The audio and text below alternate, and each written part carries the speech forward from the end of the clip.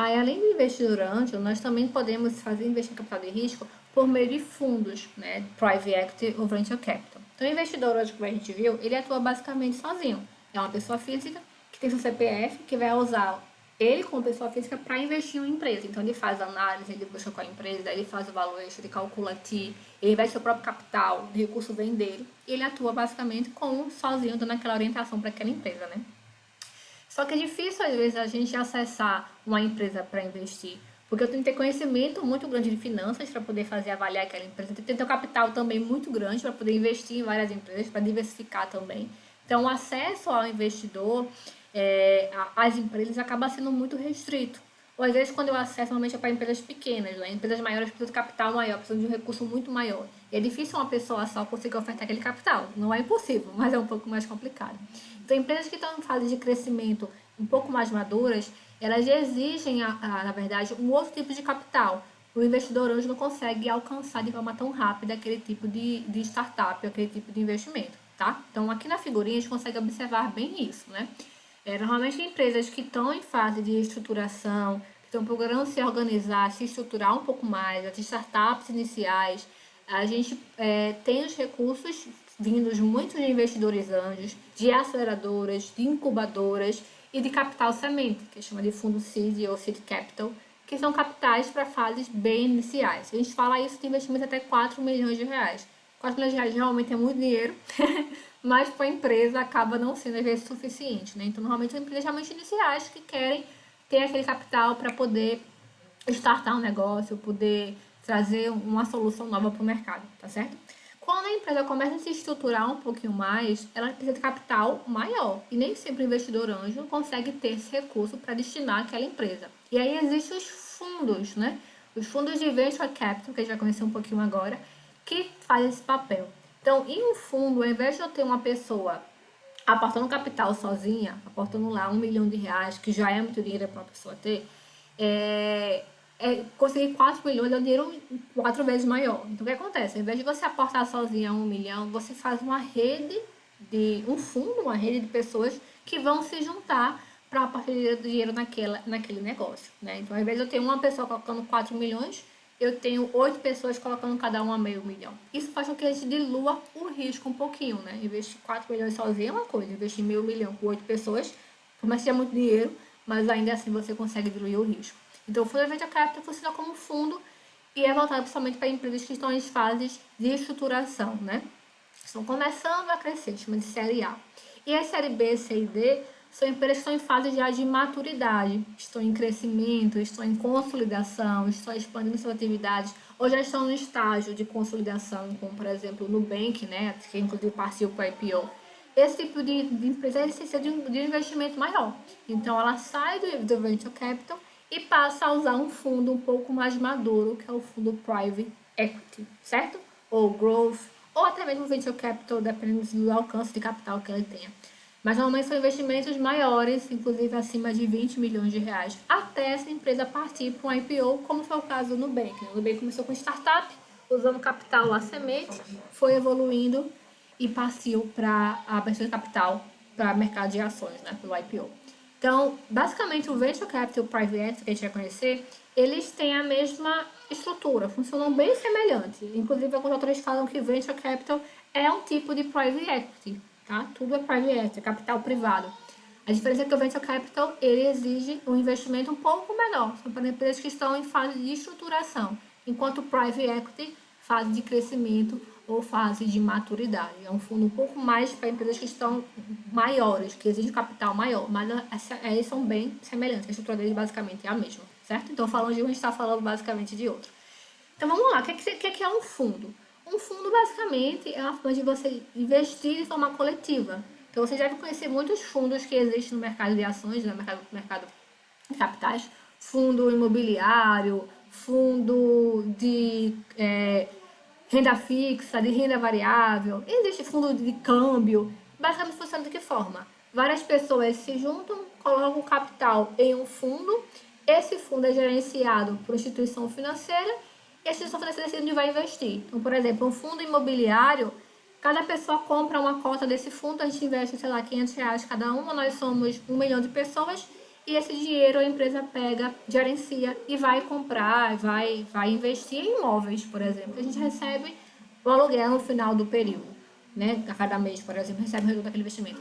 O fundo de renda fixa, a mesma coisa. Cada um de nós investe R$1.000, nós somos 100 mil pessoas, a gestora pega esse dinheiro e vai decidir onde vai investir, CDB, renda, Tesouro Direto, decide para alocar esse capital, tá? Mesma coisa é um fundo de Private Equity Venture Capital, só que olha a diferença aí. Eu não invisto em ações, eu não invisto em renda fixa, eu não invisto em imóveis, eu invisto em uma empresa. E quem decide qual empresa vai ser investida, assim como nos demais fundos, é o administrador, é o gestor do fundo. Então, eu basicamente entro com o capital e o gestor do fundo é que decide qual empresa ele acha importante para compor aquele fundo que ele vai investir. Então, toda a parte de avaliação do negócio, de analisar o crescimento da empresa, de analisar a sua taxa de retorno esperada, a sua TIR, o VPL, o payback, tudo isso é papel do gestor do fundo, né? E o papel também dele é convencer as pessoas a aportarem em capital. Qual a diferença grande é o volume de investimento, né? Então, no fundo de renda fixa, eu consigo entrar com R$200, no fundo Private Equity eu consigo entrar com R$200 mil ou 2 milhões de reais, porque eu vou falando de um volume muito maior de dinheiro para investir em uma empresa, né? Então, normalmente, o fundo, ele não é um fundo aberto, normalmente é um fundo fechado. Isso quer dizer o quê? Que nem todo mundo pode participar. Normalmente, os fundos Private Equity Venture Capital, quem vai atrás de investidores é o próprio gestor. Então, ele já tem um cenário de quando ele precisa captar, ele vai atrás de investidores que investem nesse fundo, que tem perfil para isso, que afinal é um investimento de alto risco, e ele capta aquele recurso para investir nessa empresa, tá? A diferença também é que a gente não investe de uma única vez. Então, não vou pegar meus 2 milhões e colocar de uma vez no fundo. Eu vou liberando esse dinheiro à medida que eles vão me solicitando. Então, existe um prazo, existe um contrato e um prazo determina onde você deve aportar aquele capital em cada etapa daquele contrato. Assim como o investimento anjo, os fundos Private Equity Venture Capital também têm um prazo determinado, tá certo? Então, normalmente são prazos de 10 anos. Tem duração finita. Então, você investe seu capital, os investidores colocam o capital, formam o fundo, esse fundo passa 10 anos investindo em diversas empresas e no final o fundo se encerra. Então, ele não fica aberto eternamente. 10 anos ele pode encerrar e ele pode prorrogar por mais 3 anos, tá certo? Então, pode existir um prazo extra também. Quando o fundo se encerra, é quando você recupera o seu capital, certo? Então, investi meus 2 milhões de reais lá, dividido em várias vezes, né? Porque não coloca de uma vez só. O gestor do fundo passou o tempo lá, os 10 anos, gerindo aquele capital, investindo em empresas que deram retorno, que deram crescimento, que lançou produto, que gerou um crescimento grande para o negócio. Ele vai alocando esse dinheiro nas empresas. No final de 10 anos, o fundo se desfaz e você é remunerado pelo seu capital proporcional ao que você investiu, né? Então, quanto mais a empresa cresce, quanto mais retorno ela gera, melhor para o gestor do fundo e melhor para o investidor também. Então, é importante essa análise muito de qual empresa você vai aportar o capital, certo? Então, nós temos aí 3 papéis. O primeiro papel do investidor, as pessoas que têm dinheiro para investir, nesse grupo de pessoas. A companhia gestora, que vai gerir o fundo, que vai decidir quais ativos ele vai gerir, vai aportar o capital. E o fundo, que é uma conta, vamos pensar assim, uma conta bancária conjunta, onde a gente coloca nosso dinheirinho lá e o gestor vai administrar. O fundo é basicamente essa conta, certo? Mas o papel fundamental é essa escolha das empresas. Todo fundo, como eu falei, tem um tempo de vida que são 10 anos, prorrogado por mais 3. Como é que funciona? A primeira etapa de a criação de um fundo Venture Capital ou Private Equity, porque funciona de forma bem semelhante, é o fundraising. No fundraising, ele vai basicamente captar o recurso, certo? Então, ele tem mais ou menos 1 ano e meio, desde a ideia que ele resolveu criar o fundo, que a gestora resolveu criar o fundo, até de fato começar o fundo. Esse fundraising é como se fosse assim, eu estou prospectando potenciais investidores. Então, eu falo com Renata, eu falo com José, eu falo com Maria, tô querendo criar o fundo, vai ser um fundo que vai investir em startup e tecnologia, eu preciso que você aporte 3 milhões de reais, você vai aportar mais 3, vai aportar mais 3. Eu vou meio que sondando esses investidores, fazendo o contrato com eles, para que esse fundo comece. Quando eu fecho esse contrato, né, eu quero captar 10 milhões de reais, né, ou 20 milhões de reais. Eu fecho esse contrato, o fundo começa. Depois que eu conversar com todos os meus investidores e fechar o contrato com eles, que eu vou montar o fundo, eu inicio o fundo, né? Então, começa aqui o ano zero, né? Eu disse que o fundraise é menos 1,5, porque eu tenho 1 ano e meio, mais ou menos, antes para poder começar o fundo.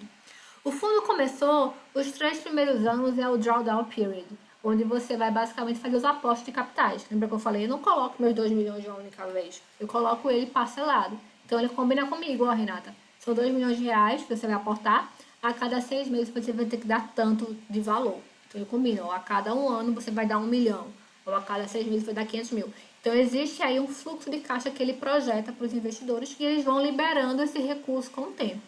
Do ano 3 ao ano 10 é onde ele vai de fato gerir o fundo. É onde o gestor vai de fato decidir quais empresas ele vai aportar, qual ele vai querer fechar o negócio, qual ele vai querer sair do negócio. Então ele vai tentando ali investir em empresas que estão sempre em crescimento para gerar a maior taxa de retorno possível.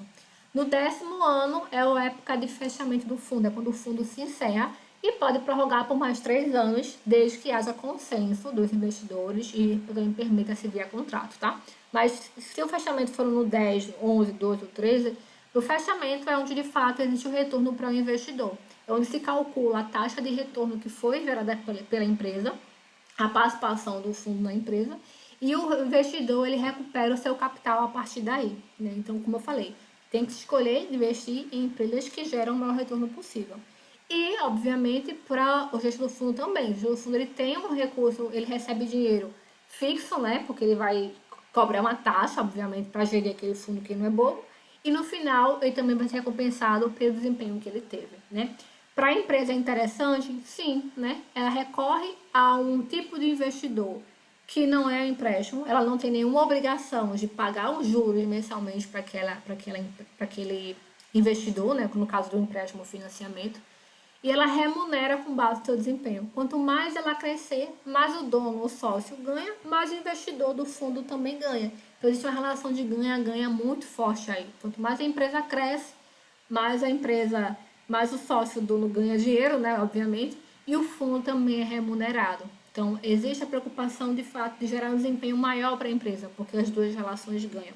E para a empresa ela consegue acesso ao capital através do seu desempenho, né, ligado ao seu desempenho, sem precisar passar por uma análise técnica de um banco de um financiamento e que pode acelerar de fato a sua empresa, né? Pode gerar um crescimento aí muito importante. E aí, para o gestor, qual é o papel que ele tem nesse fundo? Primeira etapa, como eu falei, é o fundraising, onde ele vai procurar captar os potenciais investidores. Ele vai fazer essa sondagem e fechar contratos com investidores, também são investidores grandes e até pode ser investidor também institucional, tá? É a parte de investimento, ele vai escolher as empresas que ele vai investir, né? E aí essa escolha envolve identificar os negócios, entender o mercado da empresa, fazer a prospecção, avaliar seu fluxo de caixa, calcular o valuation, calcular a taxa de retorno para ver quais seriam as melhores opções de investimento, qual a empresa tem maior potencial de crescimento nos próximos anos, até porque tem um tempo para isso ocorrer. Fazer a gestão e monitoramento, né? Então, decidir investir naquelas empresas X, investir lá em 5 empresas. O desempenho delas está bom, está ok, eu preciso investir em mais alguma, eu quero me fazer algum negócio. Então, é monitorar o desempenho do que ele esperava, né? Comparar aquilo que ele esperava com o que está realizando. E, por final, é a saída. Como eu falei, o fundo, ele é um fundo fechado. Quer dizer o quê? Que eu não posso sair, eu não posso falar, ok, eu quero me desfazer, me dá meu dinheiro aí. Para eu desfazer do meu negócio, eu tenho que achar um investidor que queira entrar no meu lugar, né? Então, é algo difícil. Por isso que, normalmente, o fundo Venture Capital e Private Equity, ele não permite que você saia. Não permite, você pode sair sim, desde que você ache alguém para assumir o seu investimento. Então, se eu investi em 2011, sei lá, 2011, 12, 1 milhão de reais, 2 milhões de reais, eu tenho que achar alguém que queira assumir aquele capital atualizado dos valores. Então, nem sempre é fácil você fazer essa mudança de investidor. Por isso que é um fundo capital fechado. Pode acontecer, ainda pode acontecer, mas é difícil. E aí cabe ao gestor do fundo também fazer essa análise de quanto aquele valor vale hoje com base no crescimento que a empresa teve, certo? E também, quando o fundo ele é encerrado, cabe a ele também fazer essa gestão do dinheiro, né? De entender o crescimento da empresa quando o fundo ganhou de recursos, distribuir entre os investidores e também entre o gestor do fundo. Bom, gente, eu acho que é isso. Eu tô quase sem voz já. Mas é legal de conhecer para a gente saber outras formas de captar recursos. Às vezes a gente tem uma ideia muito bacana, uma ideia bem legal, uma ideia inovadora, empreendedora de um negócio, de um projeto, de um processo, e não sabe como captar recurso, porque nem sempre o banco é acessível, nem sempre é acessível emitir debênture, emitir ação, enfim.